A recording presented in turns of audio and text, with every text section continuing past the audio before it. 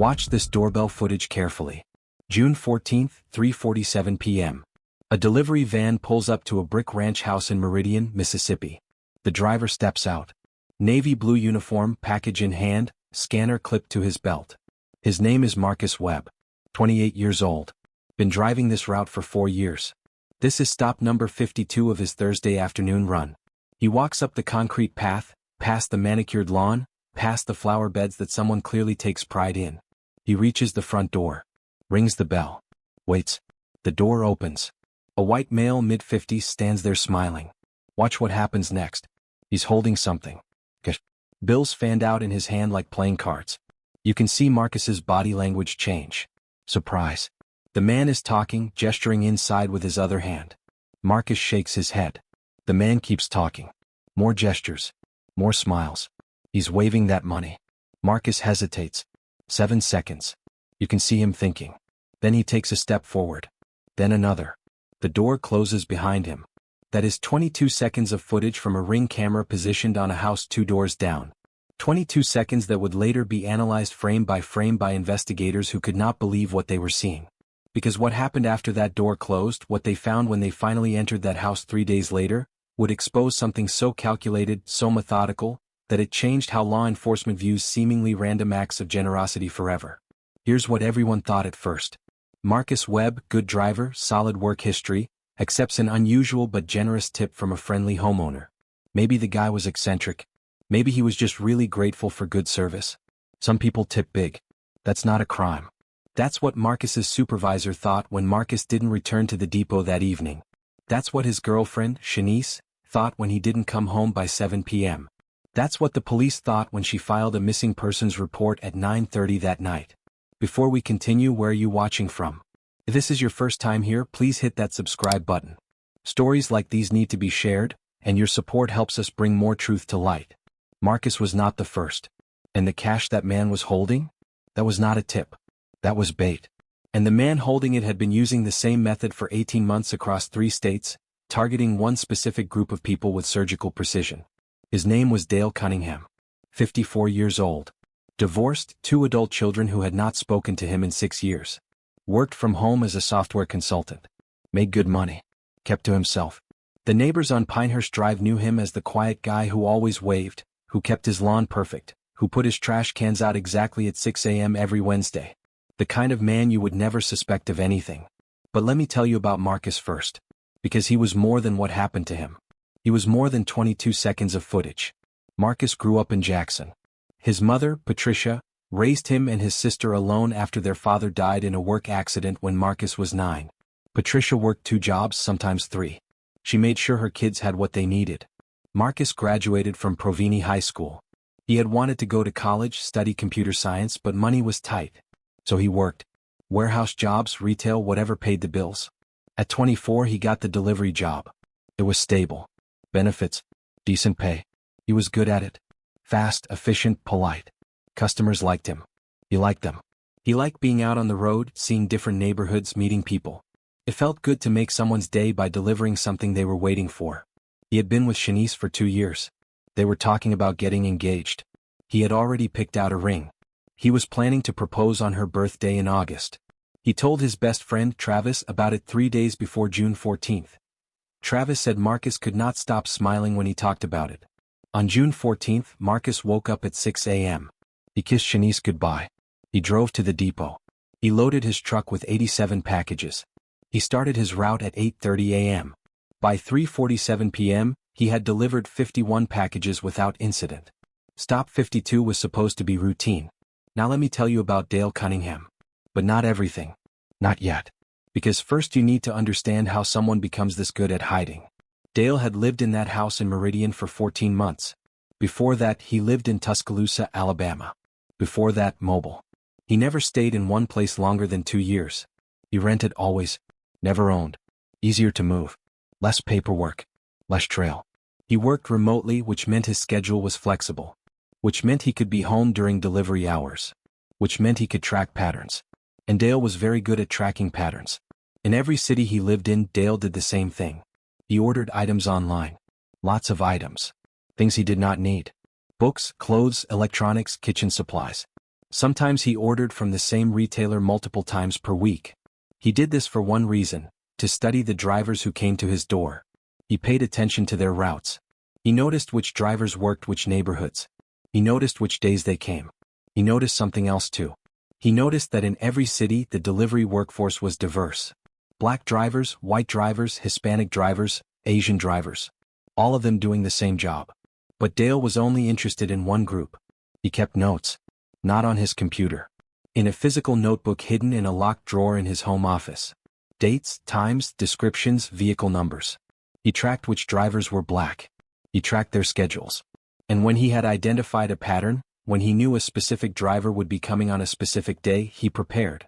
Should federal prosecutors be required to investigate patterns of targeted violence that cross state lines? Comment below. Because what happened to Marcus was not random. It was a system. The $100 tip was Dale's method. Simple. Effective. Hard to refuse. He had tested smaller amounts first. $20. $50. But $100 got results. $100 made people stop. $100 made people think twice about walking away. Especially delivery drivers who worked hard for wages that barely covered rent and groceries. Dale knew this. He counted on this. Here is how it worked. Dale would order something, anything, time to arrive when he knew a specific driver would be on shift. He would wait at home. When the driver arrived, Dale would answer the door with cash in hand. Big smile. Friendly demeanor. "Hey man, appreciate you," he would say. "You know what? You guys work so hard. I want to give you something extra. $100. Just for being great at your job." Most drivers would be shocked. Some would refuse at first. Dale would insist. "Come on, I mean it. You deserve it. Tell you what, I've got a quick question about another package I'm expecting. You mind stepping inside for just a second so I can show you the tracking info? I'll give you the cash and you can be on your way." The key was making it seem reasonable. A quick question. Just 1 second. The money was already in his hand. It was right there. All they had to do was step inside for 30 seconds. And then the door would close. Marcus Webb was the 7th person to accept Dale's offer. The Ring camera footage shows Marcus hesitating. 7 seconds. His supervisor would later say that Marcus was a cautious person. Not paranoid, just careful. He followed protocol. He did not take unnecessary risks. But $100 is $100. And Dale seemed harmless. Clean cut. Well spoken. Nice house. Nothing that set off alarm bells. So Marcus stepped inside. The house was quiet. Clean. Normal. Dale led Marcus toward the kitchen, still talking, still friendly. "I really appreciate you guys," he was saying. "You know, my son used to do delivery work. I know how tough it can be." He gestured toward the kitchen table.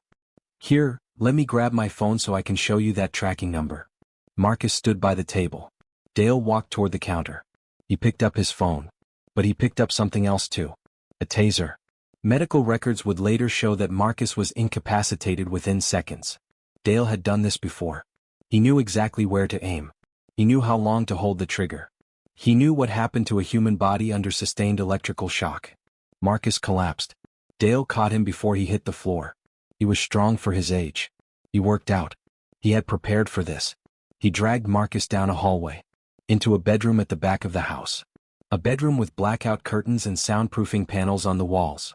A bedroom that had been prepared very carefully for this exact purpose. By 4:15 p.m., Marcus Webb was zip-tied to a chair in that room. Still alive. But no longer free. When Marcus did not return to the depot that evening, his supervisor called his phone. No answer. He called again. Voicemail. He checked the GPS tracker on Marcus's van. The van was still parked at 4782 Pinehurst Drive. The supervisor called the local police. Officers were dispatched at 6:45 p.m. They knocked on Dale's door. No answer. They looked through the windows. Everything seemed normal. They checked the van. Locked. No signs of struggle. No blood. No broken glass. They called the delivery company back. Could Marcus have gotten a ride from someone? Maybe a personal emergency? The supervisor said it was not like Marcus to abandon his van. Shanice called the police at 9:30 p.m. Marcus always texted her when he was on his way home. Always. Even if he was running late. He had not texted. He had not called. His phone was going straight to voicemail. The officer who took her report was kind but not urgent. Sometimes people need space, he said. Maybe he'll turn up in the morning. Shanice knew better. Marcus would not do this. Something was wrong. At that exact moment, Marcus was still alive in Dale's back bedroom. He was conscious. He was terrified. And Dale was sitting in a chair across from him, smiling. "Do you know why you're here?" Dale asked. Marcus could not speak. There was duct tape over his mouth. Dale did not seem to need an answer. He talked anyway. He talked for a long time. He talked about what he believed. About who deserved to exist in this country and who did not. About how the world was changing in ways he did not accept. About how he had decided to do something about it. He talked about the others. 6 people before Marcus. He gave names, dates, cities. He explained how he had chosen them. He explained what he had done to them. He explained what he was going to do to Marcus. And then he did it. I cannot tell you the details. The police reports are sealed. What I can tell you is that Marcus Webb was alive in that house for 38 hours. And that Dale Cunningham documented everything. Not with video. With photographs. Hundreds of them. Stored on an encrypted hard drive hidden in his home office. Shanice called the police again at 7 a.m. on Friday, June 15th. She demanded they go back to the house on Pinehurst Drive. She demanded they do more than knock. The responding officer was different this time. A detective named Angela Morrison. She had been with Meridian PD for 19 years. She had seen missing persons cases turn bad. She listened to Shanice. She looked at the timeline. She looked at the GPS data showing Marcus's van had not moved in 15 hours. She got a warrant. At 11:30 a.m., Detective Morrison and 3 officers entered 4782 Pinehurst Drive. The house was empty. Dale was gone. His car was gone. But Marcus's van was still in the driveway. They found the bedroom. They found Marcus. The medical examiner would later estimate time of death at approximately 9 a.m. that morning. 2.5 hours before police entered the house. If they had come the night before, if they had taken Shanice seriously the first time she called, Marcus would still be alive. Detective Morrison has not spoken publicly about what she saw in that bedroom. Neither have the other officers who entered with her. The department offered them counseling. All of them accepted. What they did find and what was eventually made public was Dale's notebook. And the hard drive. The notebook contained entries spanning 3 years. 18 months in Mobile. 14 months in Tuscaloosa. 14 months in Meridian.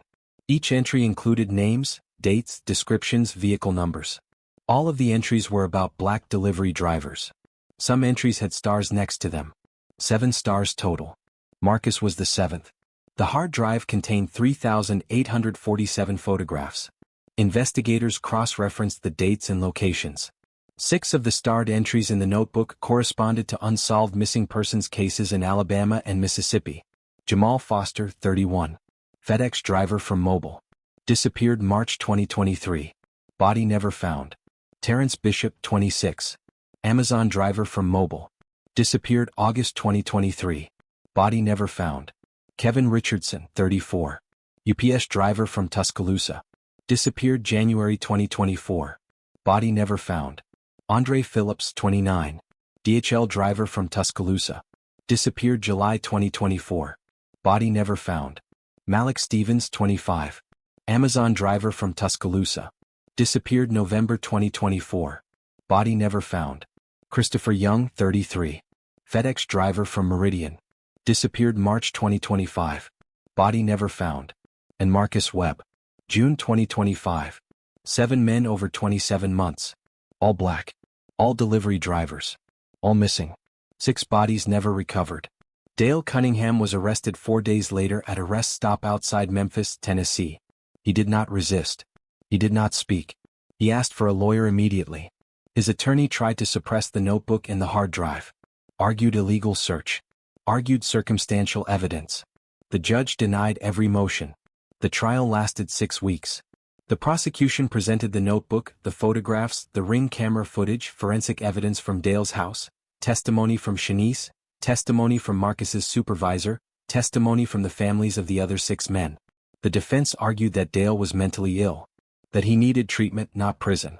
A psychiatrist testified that Dale showed signs of delusional thinking. The prosecution's psychiatrist disagreed. Dale was organized. Methodical. He planned. He covered his tracks. He moved between states to avoid detection. That is not delusion.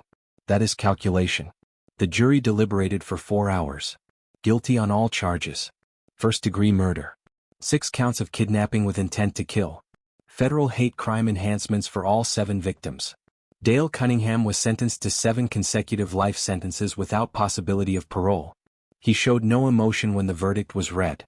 He showed no emotion when the families of his victims spoke during sentencing. He showed no emotion when the judge called him a predator who had forfeited his right to exist in civilized society. The only time Dale reacted was when the prosecutor asked him where the bodies of the other 6 men were buried. He smiled. The same smile from the ring camera footage. He has never told anyone where those bodies are. He never will. Jamal Foster's mother is 68 years old. She has spent the last 2 years wondering if her son is alive somewhere. If he ran away. If he got hurt and lost his memory. If she will ever get to bury him. She knows the truth now. But without a body there is no funeral. There is no grave to visit. There is just endless waiting for something that will never come. Terrence Bishop's wife remarried last year. She has a new baby. She tells people her first husband died. It is easier than explaining that he disappeared and no one knows where he is. Kevin Richardson's daughter just turned 7. She does not remember him. She knows him from photographs. From stories. From the empty space at every birthday party where a father should be. These families deserved answers. They got a conviction. But they did not get their loved ones back. After the trial, the delivery companies changed protocols. Again. Drivers are instructed never to enter a customer's home for any reason, no matter what is offered. No tips, no gifts, no exceptions. Any stop exceeding 8 minutes triggers an automatic supervisor check-in. GPS tracking is monitored in real time. These are good changes. But they cannot fix what has already been broken. Shanice gave one interview after the trial. Just one. She said the hardest part was knowing that Marcus died thinking he had made a mistake. That he had trusted the wrong person. That it was his fault. She wanted people to know it was not his fault. Dale had spent years perfecting his method. He knew exactly what to say. He knew exactly how to seem harmless. He knew exactly which vulnerabilities to exploit. Marcus was kind. He was trusting. He believed people were mostly good. He was right. Most people are good. But it only takes one who is not. Dale Cunningham is currently incarcerated at the United States Penitentiary in Terre Haute, Indiana. He is in protective custody because even among prisoners, there are lines that should not be crossed. He spends 23 hours per day in his cell. He has no visitors. He receives no mail except from his attorney. The FBI investigation into Dale's case revealed that he was part of several online forums dedicated to white supremacist ideology. He never posted much. He mostly lurked. He read. He absorbed. He planned. Investigators identified 23 other members of these forums who had made similar statements about targeting specific groups. 12 of them lived in areas where unsolved disappearances of black delivery workers had occurred over the past 5 years. None of them have been charged. The evidence is circumstantial. The connection is suggestive but not conclusive. They are still out there. They are still online. They are still talking. And delivery drivers still make stops at houses in quiet neighborhoods every single day. Marcus's route was retired after his death. His van was decommissioned. His locker at the depot has a photo of him taped to the inside of the door. Shanice visits it sometimes. She says it helps her feel close to him. The ring Marcus had picked out for Shanice is in a box in her apartment. She has not opened it since the police returned his belongings. She does not know if she ever will. This is what happened to Marcus Webb. This is what 22 seconds of ring camera footage captured. This is what $100 and a friendly smile cost a man his life. If you work delivery routes anywhere in this country, I need you to understand something. Marcus did everything right. He was professional. He was cautious. He trusted his instincts. And his instincts said this man seemed safe. Every signal pointed that way. Nice house. Clean lawn. Polite demeanor. Cash in hand. Nothing suggested danger. That was the entire point. Dale had spent years perfecting the appearance of normal. And he is not the only one. Should delivery companies be required to install body cameras on all drivers to ensure their safety during stops? Comment below.